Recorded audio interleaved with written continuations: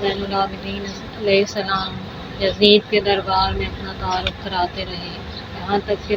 دربار میں ایک کوہرام برپا ہو گیا۔ لوگوں کی دھاڑیں بلند ہو کر یزید کے تاج و تخت پر برق اجل بن کر گر رہی تھیں۔ یزید کو خطرہ لاحق ہو گیا کہ کہیں کوئی فتنہ نہ کھڑا ہو جائے جس سے دربار میں انقلاب آ جائے، لہٰذا اس نے مؤذن کو اذان دینے کا حکم دے دیا۔ مؤذن نے اذان کہنا شروع کر دی اور امام علیہ السلام نے خطبہ دینا بند کر دیا۔ جب مؤذن نے کہا اللہ اکبر اللہ اکبر تو امام نے فرمایا اللہ سے بالا تر کوئی چیز نہیں۔ جب اس نے کہا اشہد ان لا الہ الا اللہ تو امام نے فرمایا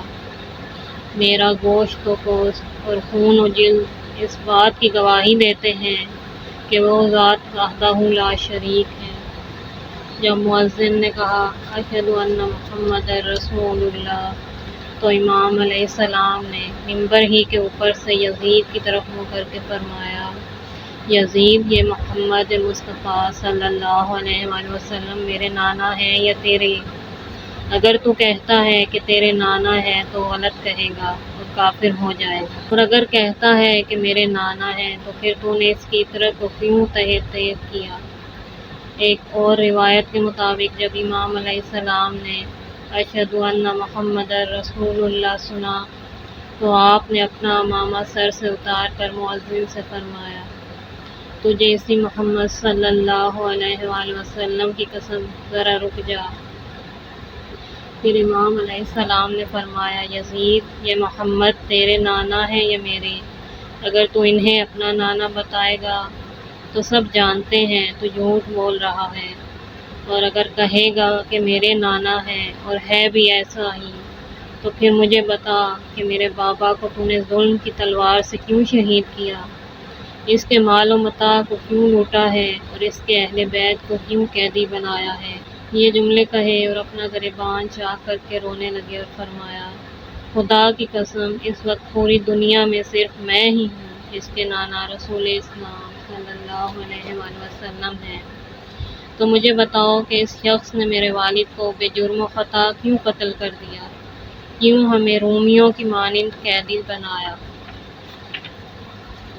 پھر آپ علیہ السلام نے ارشاد فرمایا اے یزید، اس قدر عظیم جرم کے ارتکاب کے بعد پھر بھی کہتا ہے کہ محمد اللہ کے رسول ہیں اور قبلے کی طرف منہ کرتا ہے۔ افسوس ہے تجھ پر، قیامت کے دن میرے نانا اور بابا تیرے دامن گیر ہوں گے تو اس وقت کیا جواب دے گا؟ یہ سن کر یزید نے مؤذن سے کہا نماز کے لیے اقامت کہو۔ لوگوں میں سخت شور و غل کھڑا ہو گیا، کان پڑی آواز سنائی نہیں دیتی تھی،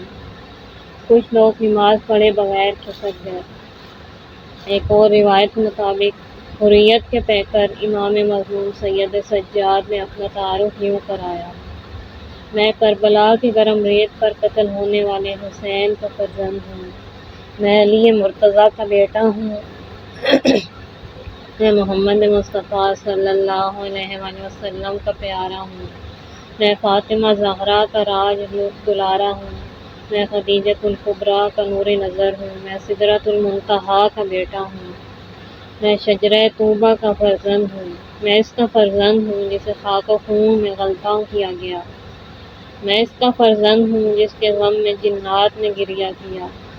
میں اس کا فرزند ہوں جس پر فضا میں پرندوں نے نوحے پڑھے اور ماتم کیا۔ جب کاروان حریت کے سالار اعظم نے اس قدر مؤثر اور بلیغ انداز میں خطبہ دیا تو حاضرین مسجد اس سے زبردست متاثر ہوئے، ان میں آزادی کے جذبات بیدار ہونا شروع ہو گئے اور جرأت اور جسارت ان کے اندر پیدا ہو گئی۔ دربار یزید میں ایک بہت بڑا یہودی عالم بھی موجود تھا۔ اس نے پوچھا یہ جوان کون ہے؟ یزید نے کہا علی ابن الحسین۔ یہودی عالم نے پوچھا کون حسین؟ تو یزید نے کہا علی ابن ابی طالب کا بیٹا۔ اس نے پوچھا اس کی ماں کون ہے؟ یزید نے کہا محمد صلی اللہ علیہ وآلہ وسلم کی صاحبزادی۔ یہودی نے کہا سبحان اللہ، یہ تو تمہارے نبی کا بیٹا ہے جسے تم نے قتل کیا ہے۔ تم کیسے برے جانشین ہو اپنے پیغمبر کے۔ اگر ہمارے پیغمبر حضرت موسیٰ علیہ السلام نے اپنا کوئی فرزند ہمارے درمیان چھوڑا ہوتا تو ہم اس کا پرستش کی حد تک احترام کرتے، جبکہ کل تمہارے پیغمبر کا انتقال ہوا ہے اور آج اس کے فرزند پر چڑھائی کر کے اسے قتل کر دیا ہے۔ لعنت ہے تم پر، تم کیسی امت مسلمہ ہو۔ یہ سن کر یزید کو غصہ آ گیا۔ اس کے حکم پر اس کو دربار میں خوب پیٹا گیا۔ پھر وہ کھڑا ہو کر کہنے لگا، اگر تم چاہتے ہو مجھے قتل کرو تو مجھے اس کی فکر نہیں، کیونکہ میں نے تورات میں پڑھا ہے کہ جو شخص اولاد پیغمبر کو قتل کرتا ہے وہ ملعون ابدی ہوتا ہے اور اس کا ٹھکانہ جہنم ہے۔ اس کے بعد یزید نے حکم دیا کہ امام علیہ السلام کے مقدس سر کو محل کے دروازے پر لٹکایا جائے۔ یزید کی بیوی ہند بنت عبداللہ بن عامر نے جب یہ سنا کہ یزید نے امام مظلوم کے سر کو اس کے گھر کے دروازے پر لٹکا دیا ہے تو اس نے دربار اور محل کے درمیان لٹکائے ہوئے پردے کو پھاڑا اور بغیر مکھنہ و چادر کے دربار میں آ گئی۔ اس وقت یزید نے کھلی کچہری لگائی ہوئی تھی۔ اس نے یزید سے کہا، یزید، تو نے فرزند زہرا بنت محمد صلی اللہ علیہ وآلہ وسلم کا سر میرے گھر کے دروازے پر لٹکا دیا ہے۔ یہ کیفیت دیکھ کر یزید اپنی جگہ سے اٹھا اور اپنی عبا اس کے سر پر ڈال دی اور کہا، ہاں، اب تم حسین پر گریہ و زاری کرو، خوب آنسو بہاؤ، اس لیے کہ سارے قریشی اس پر رو رہے ہیں۔ خدا عبید اللہ ابن زیاد کو غارت کرے، اس نے حسین کو قتل کرنے میں جلد بازی سے کام لیا ہے۔ ناظرین محترم، اس طرح کی باتیں اس امر کا سبب بنی کہ جن کی روح سے یزید کا غرور ٹوٹ گیا اور اس کی خوشی عذر اور معذرت خواہی اور معافی تلافی میں بدل گئی۔ ابتدا میں تو وہ اس قدر مغرور ہو گیا تھا کہ امام مظلوم کے مبارک لبوں اور دانتوں پر چھڑی مار مار کر خوش ہوتا تھا اور خوشی کے اشعار پڑھتا تھا۔ اب وہ اس قدر بدبخت اور بیچارہ ہو چکا تھا کہ مظلوم کے قتل کی نسبت ابن زیاد کی طرف دے کر خود کو بری الذمہ قرار دینے لگ گیا۔ کتاب تذکرہ سبط ابن جوزی اور کامل ابن اسیر میں ہے، جب امام حسین علیہ السلام کا سر مبارک شام لایا گیا تو اسے دیکھ کر یزید بہت خوش ہوا اور ابن زیاد کے اس اقدام کو سراہا اور اپنی خوشنودی کا اظہار کیا۔ اس کے لیے انعام و اکرام اور ہدیے بھیجے، لیکن ابھی زیادہ دن نہیں گزرے تھے کہ اپنے اس قابل نفرت فعل کے بارے میں لوگوں کی نفرت اور غصے کا احساس کرنے لگ گیا۔ اس نے خود سن اور دیکھ لیا کہ لوگ اسے گالیاں دے رہے ہیں، لہٰذا وہ اپنے کردار اور گفتار پر اظہار پشیمانی کرنے لگ گیا اور کہنے لگا، خدا ابن زیاد پر لعنت کرے، اس نے حسین پر اس قدر سختی کی کہ اس نے موت کو زندگی پر ترجیح دی اور شہادت کا راستہ اختیار کیا۔ وہ یہ بھی کہتا تھا، میں نے ابن زیاد کا کیا قصور کیا تھا کہ اس نے مجھے یہاں تک پہنچا دیا کہ لوگ مجھ سے نفرت کر رہے ہیں اور ہر نیک اور بد کے دل میں میرے بارے میں نفرت کا بیج بو دیا۔ جلال الدین سیوطی میں کہتے ہیں، اولاد رسول کو قتل کر کے پہلے تو وہ بہت خوش ہوا،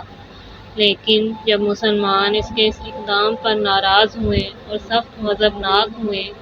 تو پھر پشیمان ہوا اور اظہار ندامت کرنے لگا۔ البتہ یہ ایک تاریخی ریکارڈ ہے کہ حکام وقت، چاہے وہ سربراہان مملکت ہوں، بادشاہ ہوں، وزیر اعظم ہوں یا کسی ملک کے صدر، جب کوئی ایسا کارنامہ انجام دیتے ہیں جس سے عوامی غیظ و غضب وجود میں آ جاتا ہے تو وہ اپنے اقتدار کو مستحکم کرنے کے لیے اپنے کرتوتوں کی ذمہ داری دوسروں پر ڈالنا شروع کر دیتے ہیں۔ یزید پلید کی بھی عینی یہی کیفیت ہے۔ جب اس کے دربار میں عقیلہ بنی ہاشم، زینب کبریٰ سلام اللہ علیہا، سید الساجدین امام زین العابدین علیہ السلام کے بصیرت افروز خطبات، امام محمد باقر علیہ السلام کا آنکھیں کھول دینے والا مختصر مگر جامع خطاب اور ابو برزہ اسلمی رضی اللہ عنہ کا احتجاج، اس کی خود اپنی بیوی ہند بنت عبداللہ بن عامر اور دوسرے بہت سے افراد کا احتجاج، اس حد تک مؤثر ثابت ہوئے کہ اسے مجبوراً اپنی سیاسی حکمت عملی میں تبدیلی کرنا پڑ گئی اور اس کی ساری ذمہ داری ابن زیاد بدنہاد پر ڈالنا پڑی اور کہنا پڑا خدا مرجانہ کے بیٹے پر لعنت کرے، اس نے ہی نواسہ رسول صلی اللہ علیہ وآلہ وسلم کو قتل کیا ہے۔ یہاں پر یہ فیصلہ تو بعد میں کریں گے کہ کون قاتل ہے کون نہیں، یزید قاتل ہے یا ابن زیاد۔ البتہ یہ فیصلہ تو یزید نے خود ہی کر دیا ہے کہ حسین علیہ السلام کا قاتل لعنتی اور ملعون ہے۔ یزید کے ہواخواہوں اور طرفداروں کے منہ پر خود یزید ہی نے ایسا تماچا مارا ہے جس کی ٹیسیں وہ قیامت تک یاد رکھیں گے کہ قاتل ملعون ہے۔ اگر ثابت ہو جائے یزید قاتل ہے تو وہ ملعون ہے، اگر ابن زیاد ہے تو وہ ملعون ہے، اور جو ملعون ہوتا ہے وہ کبھی نہ تو رضی اللہ عنہ بن سکتا ہے اور نہ ہی رحمت اللہ علیہ۔ حالانکہ اگر غور سے دیکھا جائے تو تاریخ اس بات کی شہادت دیتی ہے۔ واقعہ کربلا کے بعد جب عبید اللہ ابن زیاد شام آیا تو یزید نے اسے کافی انعام و اکرام سے نوازا، مال و دولت سے اس کے خزانے بھر دیے، اسے اپنے ساتھ حرم سرا میں لے گیا اور شراب کی ترنگ میں مست ہو کر کہتا تھا، مجھے شراب کا جام پلا جو میرے بدن کے ایک ایک حصے کو سیراب کر دے، پھر مڑ کر اسی طرح کی شراب ابن زیاد کو بھی پلا۔ میرے نزدیک میرے رازوں کا امین اور دیانتدار شخص ہے اور میرے جنگ اور غنیمت کے امور کو بھی پختگی عطا کرتا ہے۔ معاذ اللہ خارجی یعنی حسین کا قاتل ہے اور میرے تمام دشمنوں اور مخالفوں کا تباہ کرنے والا ہے۔ مورخ طبری لکھتے ہیں، پہلے پہل تو بہت خوش ہوا اور اس سے اس کے نزدیک ابن زیاد کی قدر و منزلت بڑھ گئی، لیکن ابھی زیادہ دیر نہیں گزری تھی کہ اسے قتل حسین پر پشیمان ہونا پڑا، حتیٰ کہ اسے کہنا پڑا خدا مرجانہ کے بیٹے ابن زیاد پر لعنت کرے کہ اس نے ہر مسلمان کے دل میں میری دشمنی ڈال دی ہے اور اس کے دل میں میری عداوت کا بیج بو دیا، لہٰذا مجھے ہر نیک اور بد انسان دشمن سمجھتا ہے، اس لیے لوگ میرے حسین علیہ السلام کے قتل کرنے کو بہت اہمیت دیتے ہیں۔ اس سے واضح ہوتا ہے کہ یزید کے بارے میں لوگوں کا غم و غصہ اور اس کی معاشرے میں رسوائی اور بدنامی نے اسے اپنی روش کو تبدیل کرنے پر مجبور کر دیا۔ کتاب الملحوف میں منہال بن عمرو جعد طبرسی میں صحابی رسول مقبول کا نام ہے۔ نام خواہ کسی کا ہو، اس کی ملاقات ایک مرتبہ بازار شام میں امام زین العابدین علیہ السلام سے ہو گئی۔ اس نے امام کی خدمت میں عرض کیا، فرزند رسول صلی اللہ علیہ وآلہ وسلم، آپ نے رات کیسے گزاری؟ تو امام علیہ السلام نے فرمایا، اس امت میں ہم ایسے رہ رہے ہیں جس طرح فرعون والوں میں حضرت موسیٰ علیہ السلام کی قوم رہ رہی تھی کہ اس سے مردوں کو قتل اور عورتوں کو بیوہ کر دیا جاتا تھا۔ اے عبد خدا، اجمیوں پر عرب فخر کرتے ہیں کہ حضرت محمد صلی اللہ علیہ وآلہ وسلم ان میں سے ہیں، اور قبیلہ قریش اس لیے فخر کرتا ہے کہ رسالت مآب اس سے ہیں، حالانکہ ہم تو حضور کی براہ راست اولاد ہیں، مگر ہمارے حق کو غصب کر لیا گیا اور ہمارا ناحق خون بہایا گیا اور ہمیں قیدی بنا کر در بدر پھرایا گیا، بس ہماری شکایت اپنے اللہ سے ہے، وَإِنَّا لِلَّهِ وَإِنَّا إِلَيْهِ راجعون۔ یہ مالک شیخ صدوق میں ہے کہ حرث بن کعب حضرت فاطمہ بنت الحسین سے نقل کرتے ہیں کہ انہوں نے فرمایا، یزید نے ہمیں ایسی جگہ قید میں رکھا ہوا تھا جہاں سورج کی شعاعیں سیدھی ہم پر پڑتی تھیں، جس کی وجہ سے ہمارے بدن کی جلد جل کر جڑ چکی تھی،